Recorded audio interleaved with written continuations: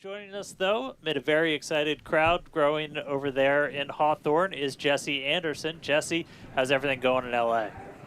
Hey, Dan and Kate, everything is all good here on the factory floor. We're just outside of Mission Control, and we're T-minus 31 minutes away, but we already have a really big crowd here building. There you go.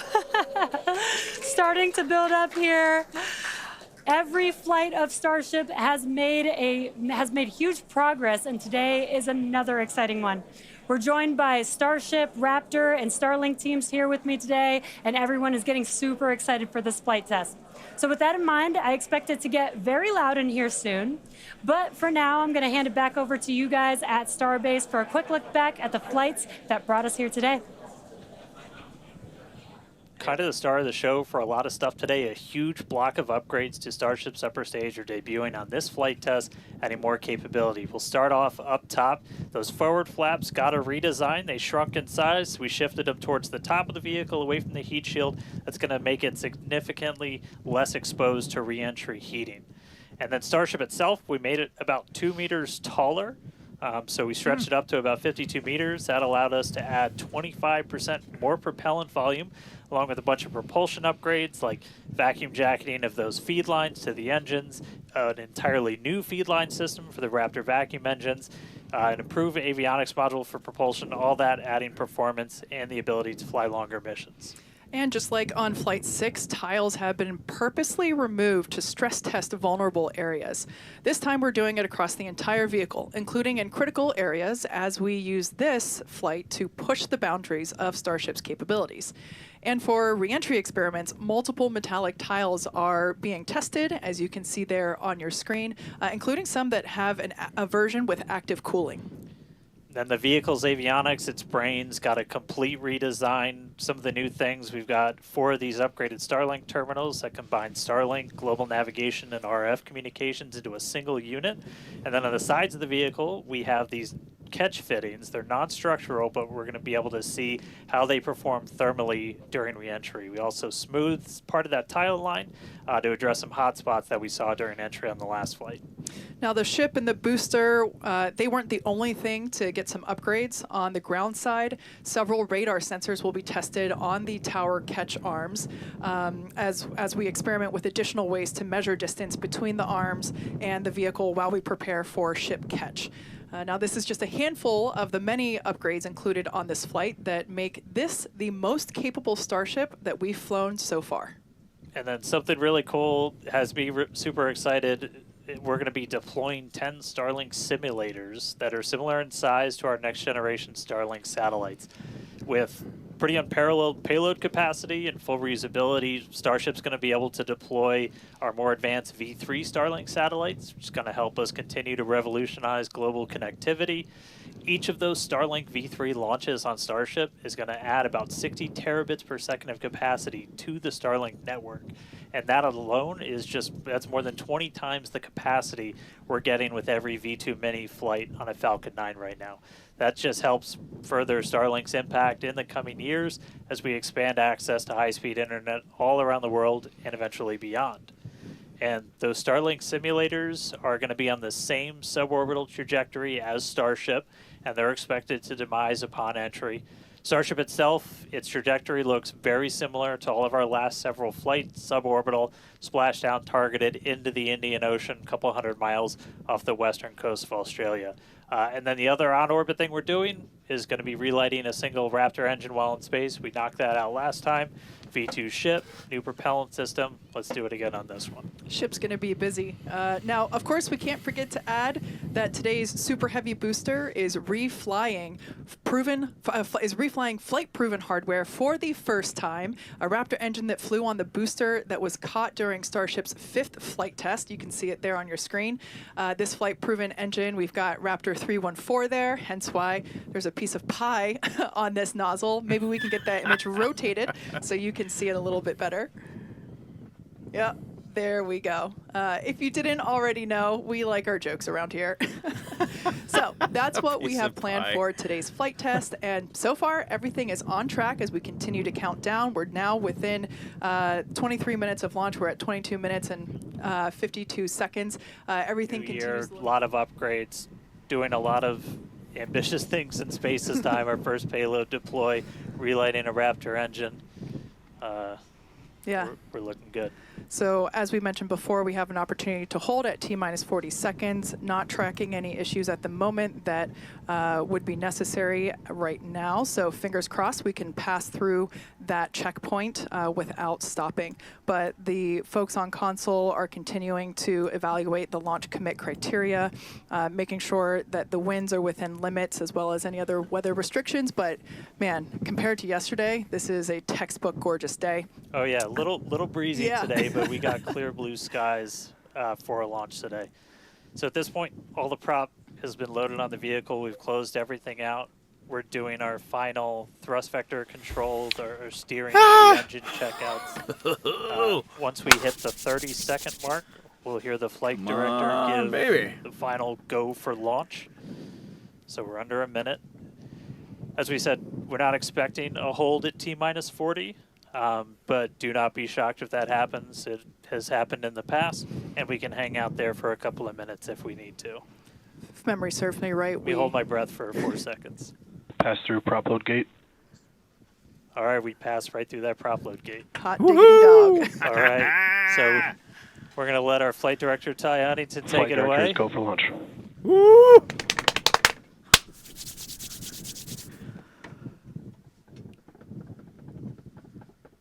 And 20 seconds.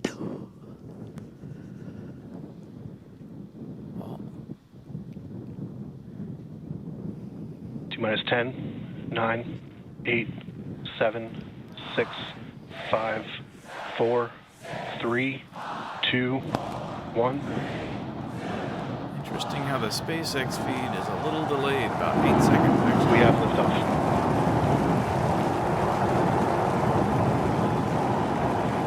There it goes. Woohoo! All 33 engines look like they're lit. Vehicle's pitching downrange. Awesome. Booster check pressure is nominal. Wow.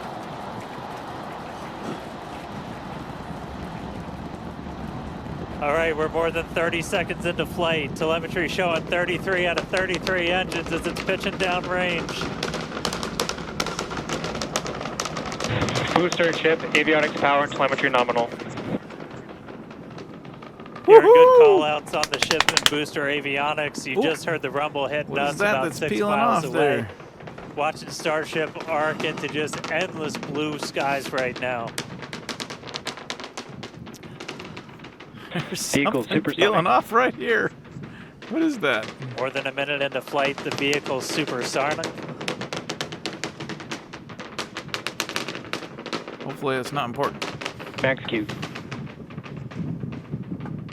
So we just passed through max Q. That's the greatest stress the vehicle's going to experience on the way uphill. Look at it still coming Reminder off. that all of our What is teams that? down here on the ground are now looking at systems on the tower. They just did a manual check through. That's going to inform that manual flight director's decision.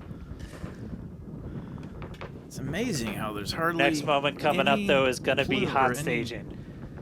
Don't take your eyes off exhaust it. It's one heck of a light show. cloud. What a gorgeous ascent. 6 ship engines getting ready to ignite. That's going to happen while we're still attached. We can still see the ship's engines from the ground.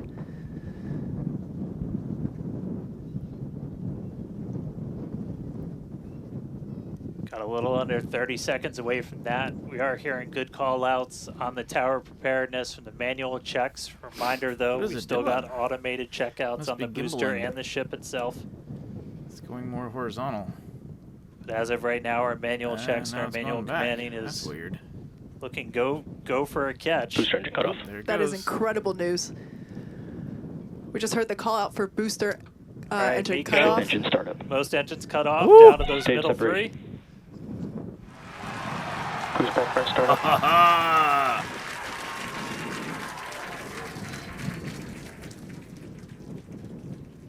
Wow.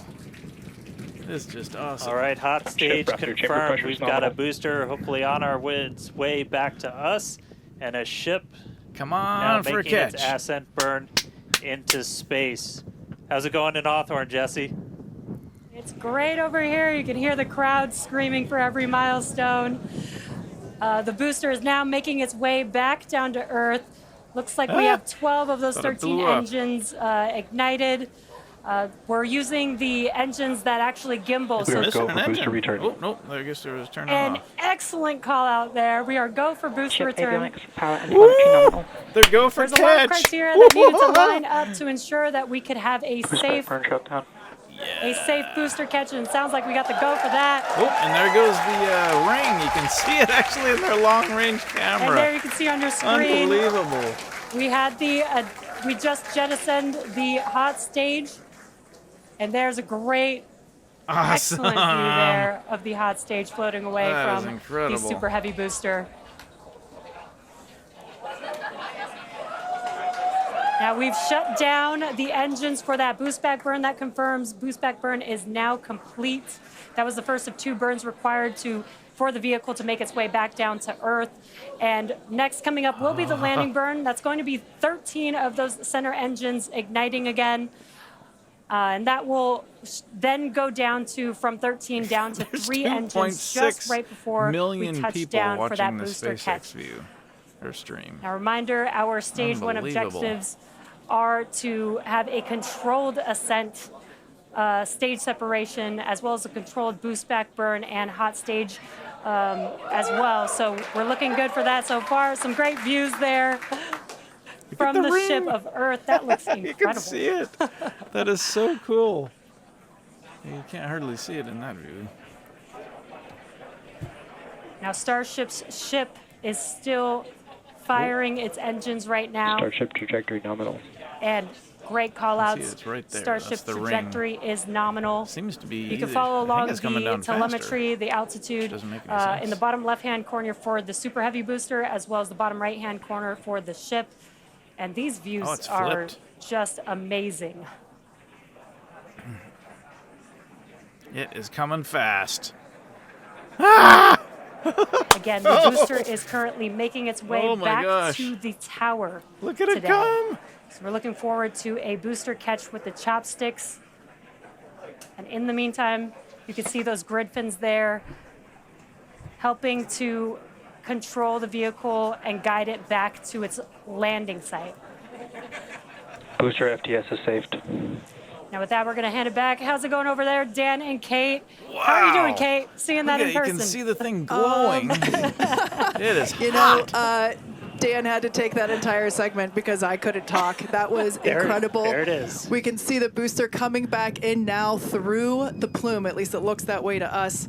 It's incredible that it basically returns. Wow. It looks like a speeding, just Ship like this Raptor chamber pressure is silver nominal. flare Look at the thing. coming back to the once Holy again, we are crap. standing by for attempting to catch the booster Oh, at the there it tower. comes. This would be the second tower catch. Whoa. Landing burn. Seeing 13 engines. Slow down. Booster now hovering as it aligns with the tower for catch. It did it. Booster coming in. Get Down ready to- for that boom, Kate. Down to 3 Woo! engines. Unbelievable. Oh my gosh. Megazilla has That's crossed a the crazy booster. thing decided to do a commercial right then.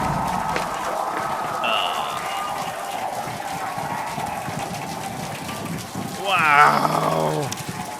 Hot once again. You heard it here. Megzilla has caught the booster. Ah. Once again, for the second time, a successful catch by the launch tower. This is the same tower, the launch pad, where that booster took off from just 7.5 minutes ago. Wow.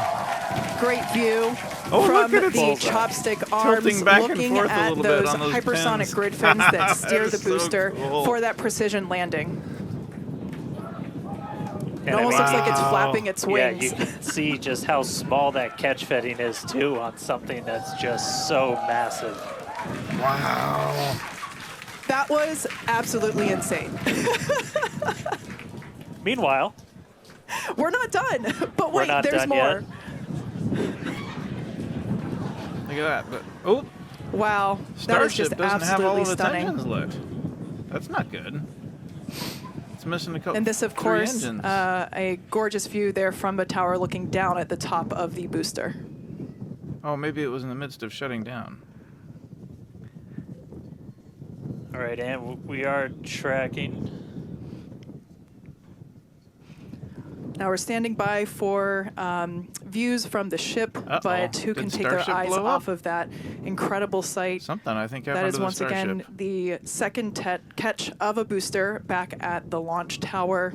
It was incredible to see I it think come the back Starship down. blew up. Just the That would silver suck. flare in the sky, and we can still see the launch plume behind us. And wow, that we definitely. I can't speak for you, Dan, but. We have another engine shutdown as well. So Thanks that's a replay everyone of for what continuing happened. to stick around as we were checking in on the status of the ship. At this point in time, we can confirm that we did lose the ship. However, Starship, the total vehicle, did have an on-time liftoff at 4:37 p.m. Central Time from the launch pad just behind us at Starbase Texas. Gorgeous ascent and successful stage separation. The booster pushed the ship off, and the ship disconnected during that stage separation. The booster came back for a successful, the second ever booster catch at the launch tower, which was pretty incredible to see. Yeah, it was great to see the booster come down, but we are obviously bummed out about ship. It looked like we lost contact with it a little under 8.5 minutes into flight. That's roughly when you start to get to that main engine cutoff. We obviously need to go through all the data. It's going to take some time. In the next hours, days, we're going to figure out exactly what happened, come back, fly the next one, get even farther. Reminder, it's a test. It's a flight test. It's an experimental vehicle. So we'll figure out what ended our day today and make sure it doesn't end our day tomorrow. So as we do that, we're going to continue to provide you updates on our X account on SpaceX.com. So just continue to tune in there. As we learn what happened, we'll be ready to share it. Exactly. So I found this video shortly after, and of which appears to show the Starship exploding.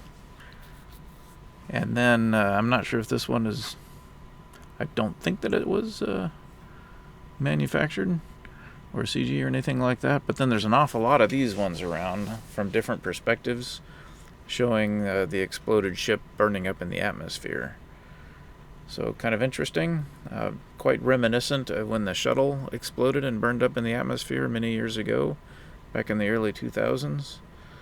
I'm already looking forward to next time when hopefully they'll have figured out what the problem was and are able to get the learning that they had hoped to have from this particular mission.